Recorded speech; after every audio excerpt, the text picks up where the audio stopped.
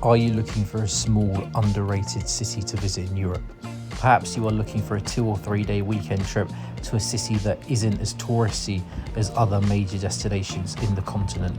So if that is what you are looking for, then you are in luck, because in this video I'm going to show you around a very underrated city in Poland actually.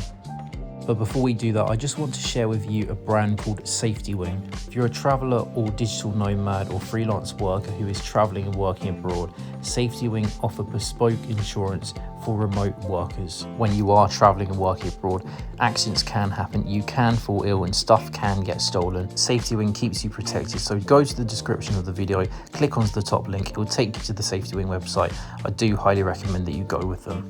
Now, I'm going to reveal the city at the end of the video, so do stick to the end if you do want to know what this city is called. But if you do recognise this city, and if you have been here, do drop a comment in the comment section and tell me if you know and recognise this city, and do let me know whether you enjoyed visiting this place. Now, Poland is a great destination to come and visit in Europe because the prices are not as expensive as the prices you'd pay in Western Europe, in France, Germany, the Netherlands. Yet Poland is an incredibly safe country.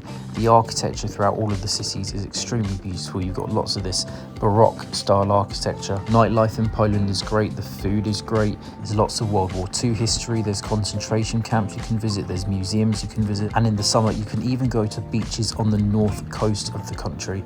For example, the town of Sopot on the Baltic Sea. Poland really does have a lot to offer, so if you haven't been to Poland, I do highly recommend you consider booking a trip sometime soon. Now, the two most well-known cities in the country are both Krakow and Warsaw. Oh, and no, by the way, this city here in the video is not Krakow nor Warsaw, but both Warsaw and Krakow are two of the top places to definitely check out in the country. Now, Krakow is actually my favourite city in the country. It's a very vibrant city, the architecture is stunning, the nightlife is excellent, the food is great. From Krakow, you can take a day trip to Auschwitz concentration camp, and you can also take a day trip to the Wieliczka salt mine. Krakow has an international airport. It's connected to the city centre by train.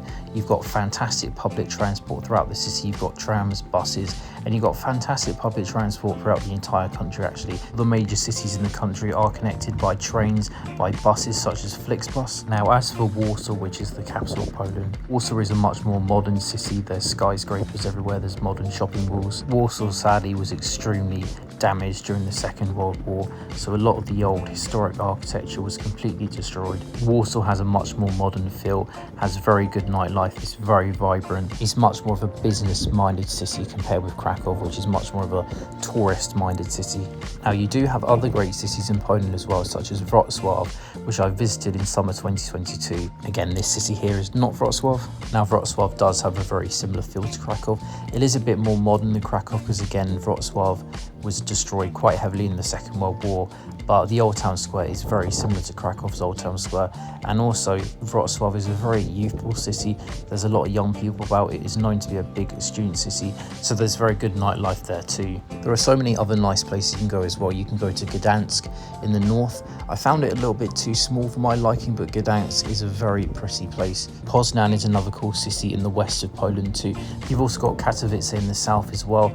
Not as pretty as the other cities that I've mentioned because it's a bit more of an industrial city, but it is quite a vibrant city, and it's also got some good nightlife as well. I've actually got a video in my Katowice YouTube playlist where you can go and watch that video. It shows you some of the nightlife that you have in the city on a Monday night, which I found quite surprising. Again, no, this video here is not Gdansk, it's not Poznan, it's not Katowice. This here is a city in the east of Poland. And before I reveal the city, this city is a city accessible by Flixbus. I did mention Flixbus earlier on in the video.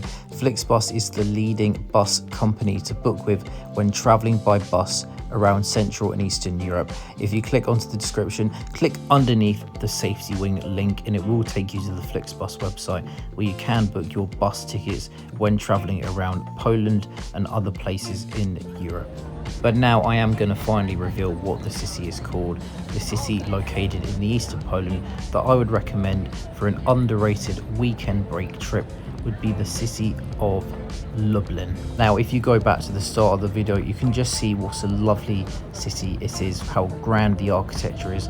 The old town is filled with cobbled streets. You've got a castle, you've got the old town walls. I also highly recommend that you visit the Gdansk concentration camp.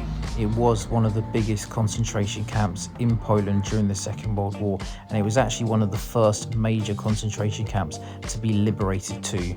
And like other major cities in Europe, you do have very good nightlife. This was recorded on a Thursday night, and you could just see here that there were lots of bars on this street here. This street here is called Krakowski Przedmieście. Probably not said that right at all, so excuse my very bad Polish pronunciation. But if you are looking for some nightlife, some pubs, some bars, this is the street that you want to visit when you are in Lublin. Now, Lublin does actually have a small international airport, but the thing is, it's not very well connected throughout Europe. You can fly from London Luton to Lublin Airport, but there aren't other many major airports flying to Lublin. Your best bet is to probably fly into Warsaw Airport and then either take a train from Warsaw into Lublin or take a Flixbus from Warsaw into Lublin. It would probably be about a 2 to 3 hour journey from Warsaw into Lublin. You can visit Lublin as a day trip from Warsaw, but personally I do recommend the 2-night weekend trip because it is a nice town.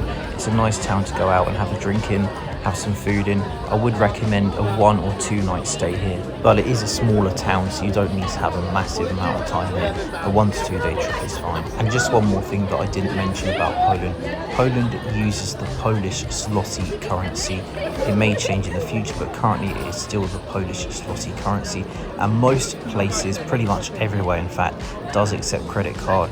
Cafes, restaurants, bars, pubs, virtually everywhere accepts credit card payments, so you don't need to worry about having cash on you.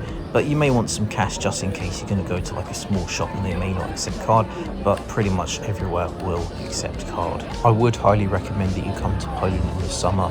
The summer has fantastic weather, it's sunny, everyone's out and about enjoying the sun, and also it's very warm in the evenings too in the summer. There are some nice Christmas markets in Poland in the winter, but it is dangerously cold, so I would recommend summer instead. Now, I do hope you've enjoyed this video showing you around the Polish city of Lublin.